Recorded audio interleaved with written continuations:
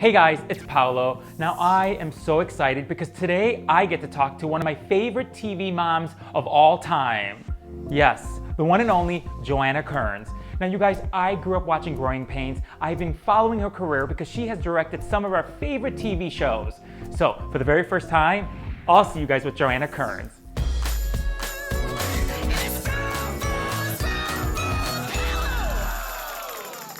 Okay, are you ready? All right. Hi, Joanna Kerns. Hi, Paolo. How are you? I'm good. I have to say, honestly, from the bottom of my heart, for me, having you on the show means so much to me because, honestly, I have watched you for a long time. I adore you. You've inspired me. So having you on A Spoonful of Paolo means so much to me. So thank you. Thank you so much. My pleasure. You know, because honestly, I have like one of the best moms in the entire world. I just do. But, you know, growing up, I was raised by 3 TV moms, which was like Angela Bauer, who's the boss, Carol Brady, the Brady Bunch, and then, of course, Maggie Seaver from Growing Pains. Yeah. So, and now I can say that I finally have interviewed all 3 of you on our show. So this is a big moment for me. Oh, really? Yes. For you, do you feel like you've helped raise the whole generation of kids? Because you, like I said, you've raised me pretty much through the television. You know, it's really interesting. I get, first of all, when Growing Pains was on the air, which was 85 to 92. 92. And in prime time, before it went into, you know, syndication and did all those other things, you know, there were only 4 networks. So, you know, 33 million people sat down every Tuesday night and watched the show. Gosh. And they, you know, now you think of the ratings of how many, you know, each rating point is 1 million people. So 33 million people were watching our show, and we weren't number 1. Oh my God. I mean, Cosby was number 1. Yes. So, and it was between Family Ties and us, but it was, you know, I've gotten a lot of fans and people that I've run into who said that they grew up watching the show and that their kids have grown up watching the show. So it feels good. It should feel good. 7 seasons, 166 episodes. I remember the last episode of Growing Pains. It aired on my 16th birthday, April 25th, 1992. It was you guys leaving and Who's the Boss as well. It was like the last episode. And I remember clearly when your character Maggie Seaver went into the house to grab that family picture. And I remember like her holding it and taking a look in that room. I was crying. I remember I was crying. So if that's what I was feeling, I can't imagine what you and the cast were feeling that day to have these wonderful, you know, these 7 seasons, and there you were, the last scene of you grabbing that picture and just taking it all in. What were you feeling at that moment?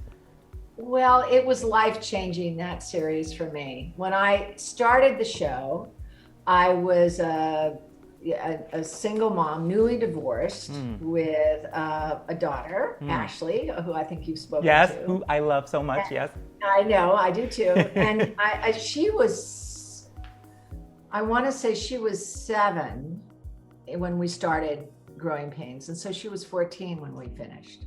So it was a lifetime. I mean, it was, I looked around and it changed my life because I went from being a working actress and who would do guest stars. I mean, I'd had a series before, but it only lasted 13 episodes. And so I would go from show to show, and I never knew where the work was going to come from. And I did commercials, but this changed my life. On that show, playing Maggie Seaver opened the door for me to do everything I'm doing today, to direct. I mean, I started directing on that show. So it was when I looked around the room and you know, you're not just looking in a sitcom, you're looking out at the audience, you're looking at the room, but that 4th wall basically is that audience. And wow.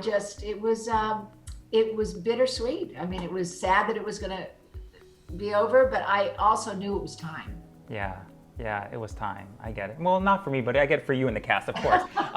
Yeah, you know, because I remember you were like auditioning for pilots, you say, and then you got Growing Pains, and then I think you tested twice for the show. So where were you when you knew you got this life-changing role? Was it when you were auditioning, or did they call you? Like, how did you know you got this role then? No, it was really interesting because I went through many readings and actresses are being eliminated, and I remember we were going to the network. Usually you go to the network once, and then they decide and you kind of start work the next day, right? So I go to the network. It was a Friday, I think it was, and it was me and one other actress.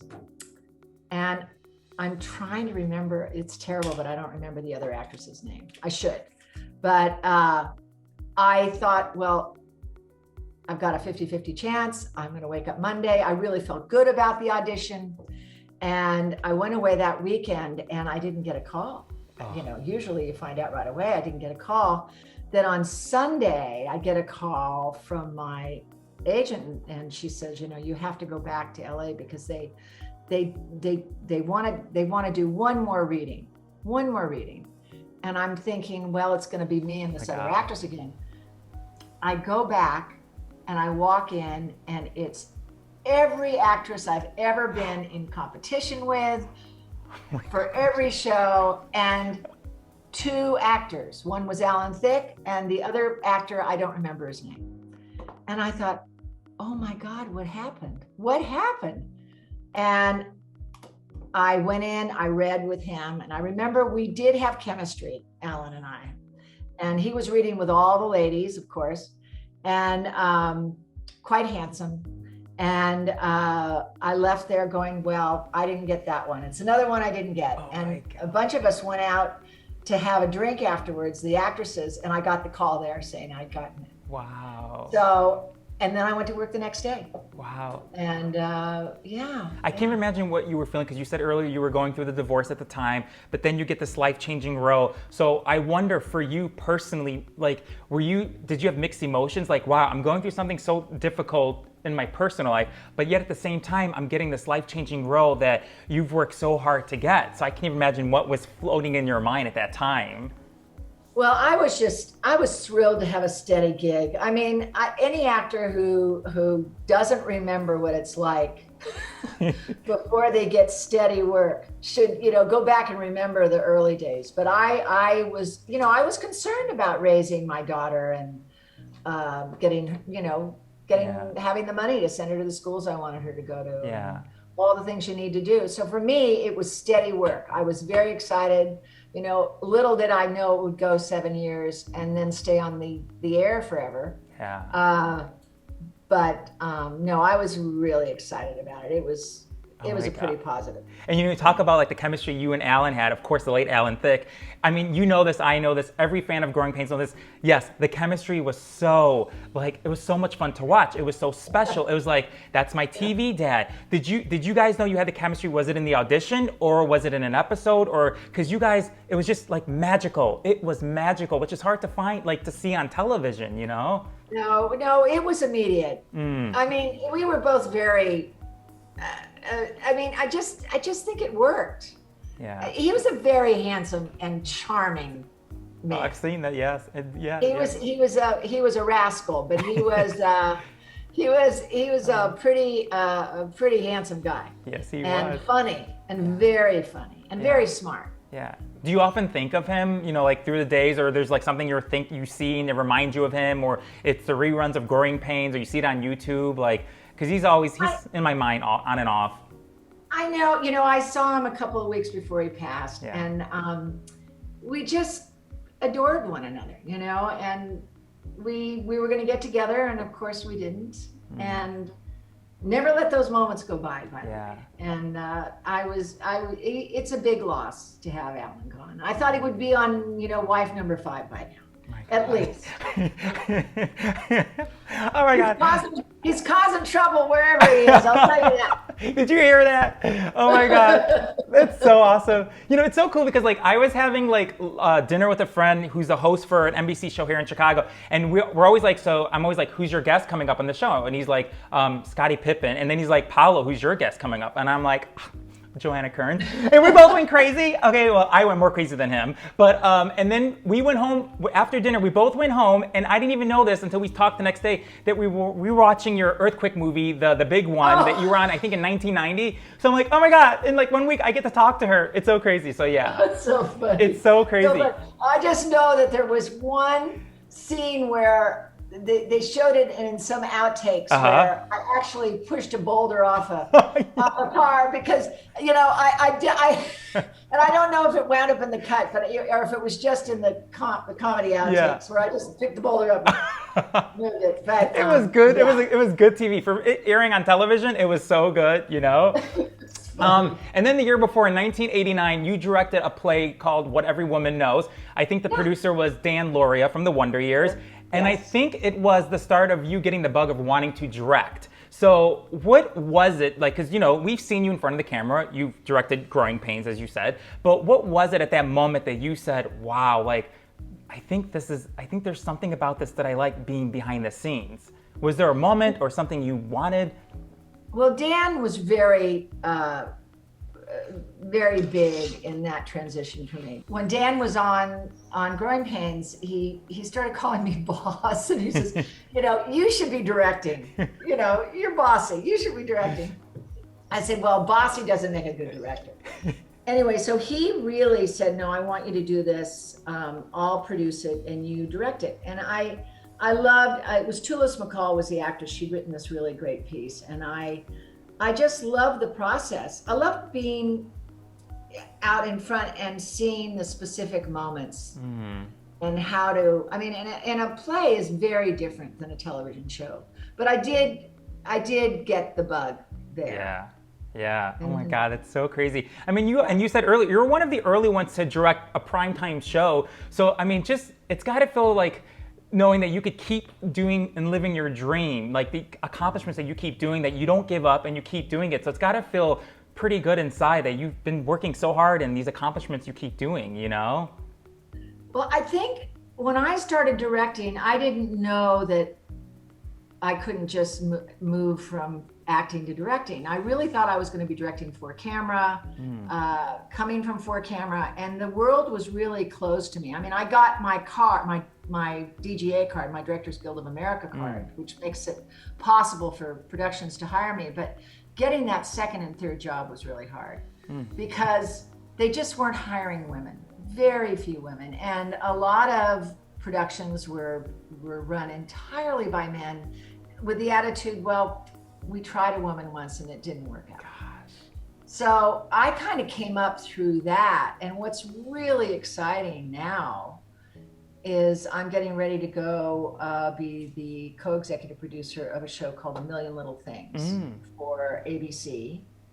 And I think half of our directors are women. Wow.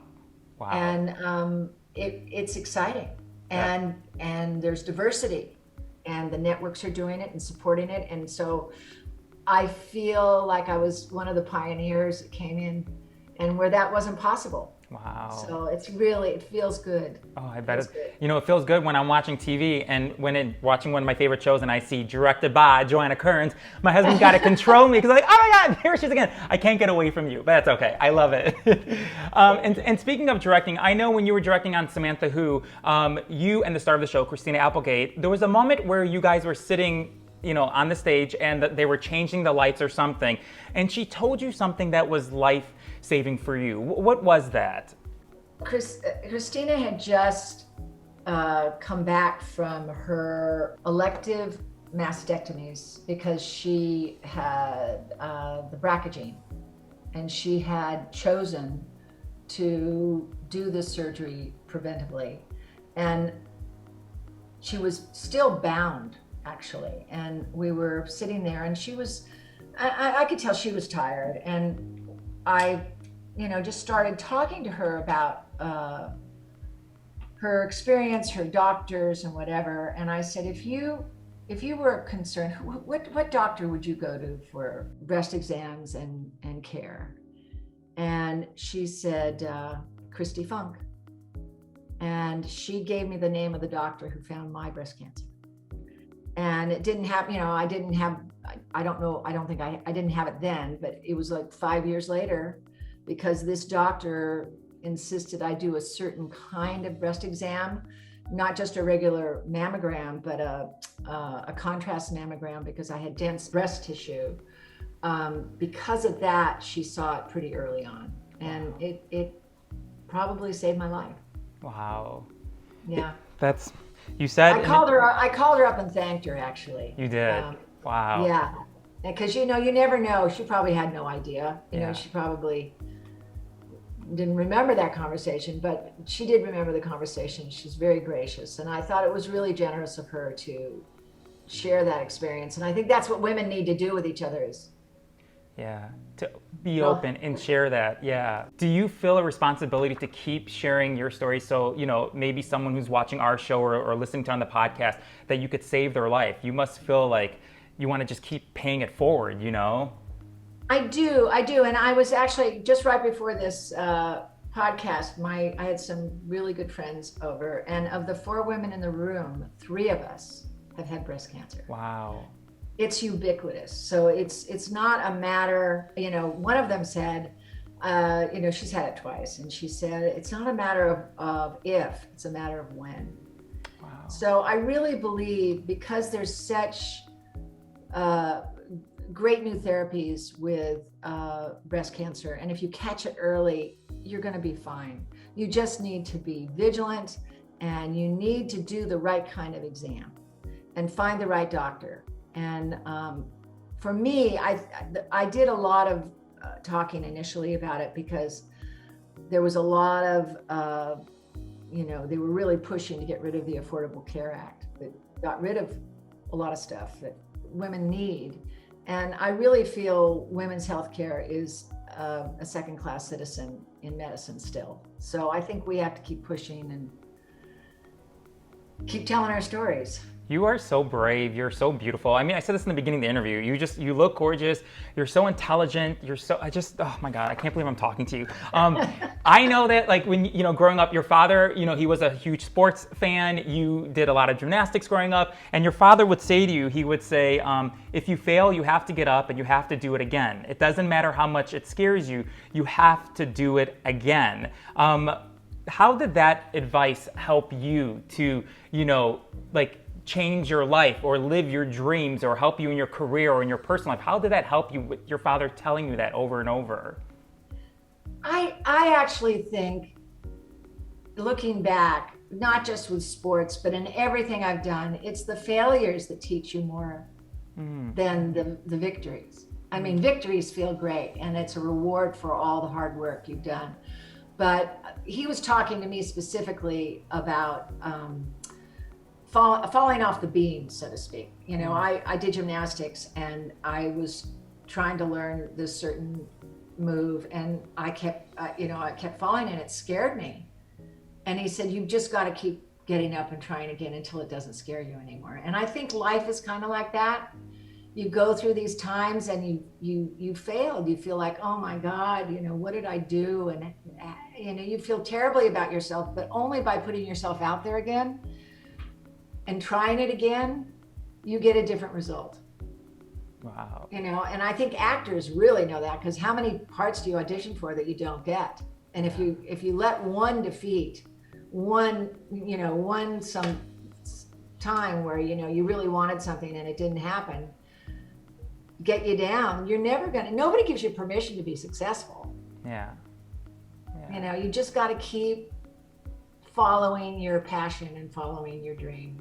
Yeah. You really do. I mean, look at what you're doing with this show. I think it's fantastic. Well, I feel like we can end the show now that I've interviewed you, because I'm like, okay, now that Joanna Kerns has been on our show, we can end the show, but no, my husband will kill me. That's okay. So, I mean, even your daughter, Ashley, like, she must feel so proud of the mother that she has, that literally how you've raised her, and she must be so saying, Mom, like, well done, and how you raised me and everything I stand for, because you both have such a beautiful platform. You do. So she's a pretty incredible woman. Yeah. And I can't take all the credit. I mean, she kind of always, there's always been kind of a fierce intelligence to Ashley. I always felt like she won the argument with me, even when she was this big. Mother didn't always know best. Ashley knew best. So, but I had her pretty young, so we kind of grew up together in a way. And she has said to me that the example of being a working mom, when a lot of mothers weren't working as much as I was at the time. I mean, it was hard for her at times because I was away a lot, you know, or my hours were so intense, or she had to share me with the rest of the world. I mean, it was, or, you know, fans and all that. Yeah, And of it was course, hard for her. of course. It was hard for her. Well, just to say thank you for being a guest on our show.